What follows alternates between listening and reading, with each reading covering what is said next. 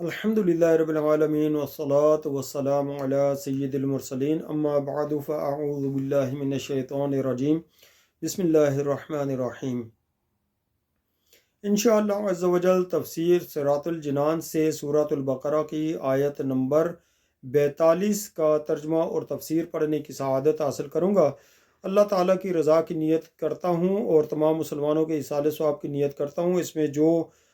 بات عمل کرنے والی ہوئی اس پر عمل کرنے کی، اور جس بات سے روکا گیا اس سے رکنے کی کوشش کرنے کی نیت بھی کرتا ہوں انشاءاللہ عز و جل۔ بسم اللہ الرحمن الرحیم۔ وَلَا تَلْبِسُوا الْحَقَّ بِالْبَاطِلِ وَتَكْتُمُوا الْحَقَّ وَأَنْتُمْ تَعْلَمُونَ۔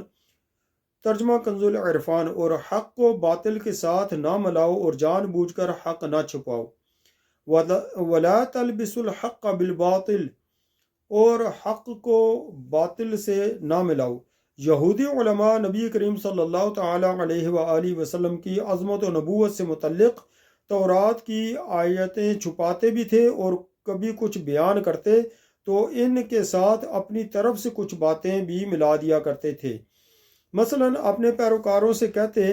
کہ محمد صلی اللہ تعالی علیہ وآلہ وسلم نبی تو ہیں لیکن ہمارے لیے نہیں بلکہ دوسروں کے لیے ہیں۔ یہودی علماء نے اسی طرح کی کئی باتیں گھڑی ہوئی تھیں جن کے ذریعے وہ جان بوجھ کر حق چھپانے اور حق و باطل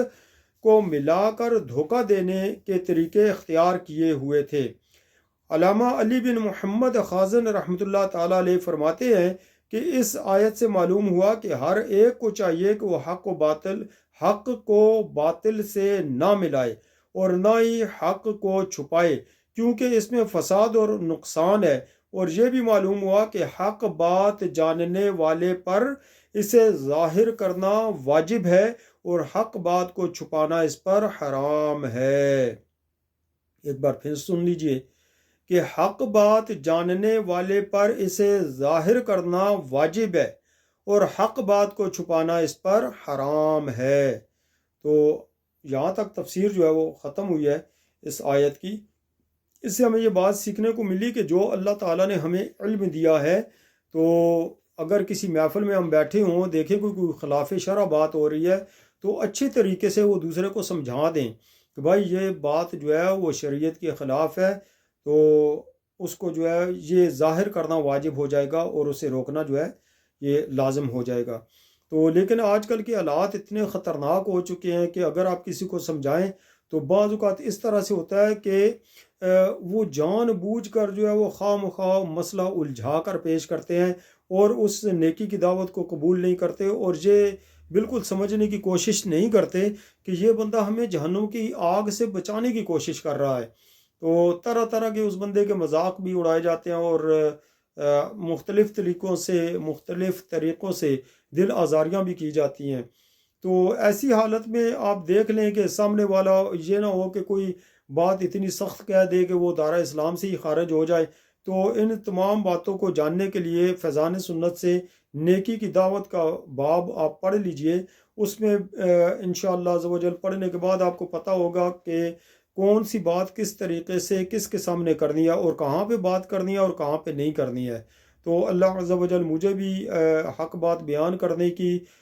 توفیق عطا فرمائے اور حق بات پر عمل کرنے کی توفیق عطا فرمائے۔ سب سے پہلے جو ہے وہ عمل کرنے کی بات ہے کہ اللہ تعالیٰ مجھے عمل کرنے کی توفیق عطا فرمائے، آپ کو عمل کرنے کی توفیق عطا فرمائے۔ اس لیے کہ میں نے ایک تصوف کی کتاب میں غالباً رسالہ قشیریہ میں یا قوت القلوب میں یہ پڑھا تھا کہ 1000 نصیحتیں کرنے سے ایک عمل کے ذریعے نصیحت کرنا زیادہ بہتر ہے۔ تو عمل کریں، چونکہ ہم نے اپنے لیے تو عمل کرنا ہی کرنا ہے نا، وہ کسی دوسرے کو دکھانے کے لیے تو ہے ہی نہیں، ٹھیک ہے۔ تو یہ بھی جو میں آپ کو صحیح اگر میں بتاؤں کہ یہ جو میں درس دے رہا ہوں یہ میں اپنی اصلاح کے لیے دے رہا ہوں، آپ کے لیے نہیں دے رہا۔ آپ اگر کوئی نیکی کی دعوت قبول کر لیں، نیکی کی بات قبول کر لیں تو یہ آپ کی قسمت اور اللہ عز و جل مجھے بھی ثواب عطا فرمائے گا۔ لیکن میں جب سے اس ملک میں آیا تھا تو میں نے، چونکہ پاکستان میں ہم درس دیتے رہتے تھے، فیضان سنت سے درس دیتے تھے، مکاشفت القلوب سے اس سے پہلے درس دیتے رہے ہیں، تو اس کے علاوہ مختلف اور کتابوں سے جو ہے وہ درس دیتے تھے، بیان تیار کرتے تھے۔ تو جب سے اس ملک میں آئے تو یہاں پر جو ہے وہ چونکہ مساجد کافی دور دور تھیں تو مساجد میں جانا بھی کم ہی ہوتا تھا، تو اس وجہ سے آہستہ آہستہ ماحول سے پیچھے، اور جب ماحول سے انسان پیچھے ہٹ جاتا ہے تو مختلف طرح کے گناہوں کا شکار ہو جاتا ہے۔ اور جب تک درس دیتا رہا تھا میں تو مجھے پتہ ہے کہ الحمدللہ اس وقت تک گناہوں سے بچنے کی بھی جو ہے وہ نیت ہوتی تھی، گناہوں سے بچنے کی توفیق بھی مل جاتی تھی اور نیکیاں کرنے کی بھی توفیق مل جاتی تھی۔ تو آہستہ آہستہ دور ہوتا گیا، پھر گندگیوں میں گناہوں میں جو ہے وہ پڑنا اور یہ ساری چیزیں،